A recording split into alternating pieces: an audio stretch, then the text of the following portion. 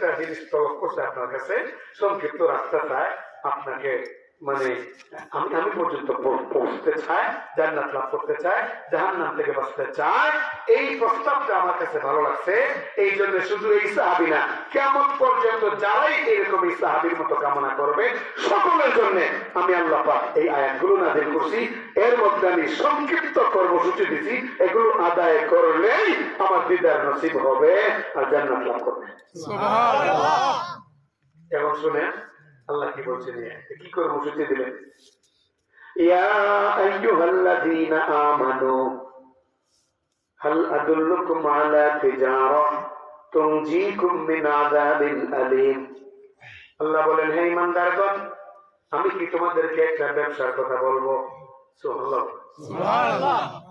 তিজারা আরবি শব্দ, অর্থ হলো ব্যবসা। অর্থ কি? আল্লাহ জানেন আমরা ব্যবসা লাগে ভালো, ব্যবসা লাগে বইয়ে আছে বাজার, মাহফিল এখানে মাইকের আওয়াজ যায়, তারপর আয় না গেল লাগি ব্যবসা করবো, 50 টাকা বেশি বেচতে পারলে তার লাভ। এই জন্য আল্লাহ পাক বান্দার মনোভাব বুঝেন। এই জন্য আল্লাহ বলছেন, তোমাদেরকে কি আমি এমন একটা ব্যবসার কথা বলবো যেই ব্যবসা অবলম্বন করলে তুনজিকুম মিন আযাবিন আলীম, যন্ত্রণাদায়ক কঠিন শাস্তি থেকে তোমরা মুক্তি পাবে। আল্লাহ বলতেছেন এমন ব্যবসা সন্ধান আল্লাহ দিতেন কিনা? আপনারা কি বলেন, দিতেননি? আর জোরে বলেন দিতেন। তুমিনুনা বিল্লাহি ওয়া রাসূলি, আল্লাহ বলেন এই ব্যবসার সদাই হইল দুইটা, মাধ্যম হইল দুইটা। প্রথমটা আল্লাহ এবং তার রাসূলের উপরে পূর্ণ ঈমান, পূর্ণ ঈমান, সহিহ আকীদা সম্পন্ন ঈমান, এক নাম্বার সদাই।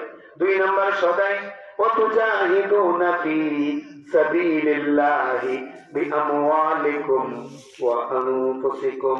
দুই নাম্বার সদাই জান মাল দিয়া তোমরা আমি আল্লাহর রাস্তায় জিহাদ করবা, জিহাদ। সুবহানাল্লাহ, সুবহানাল্লাহ। নারায়ে তাকবীর বলেন।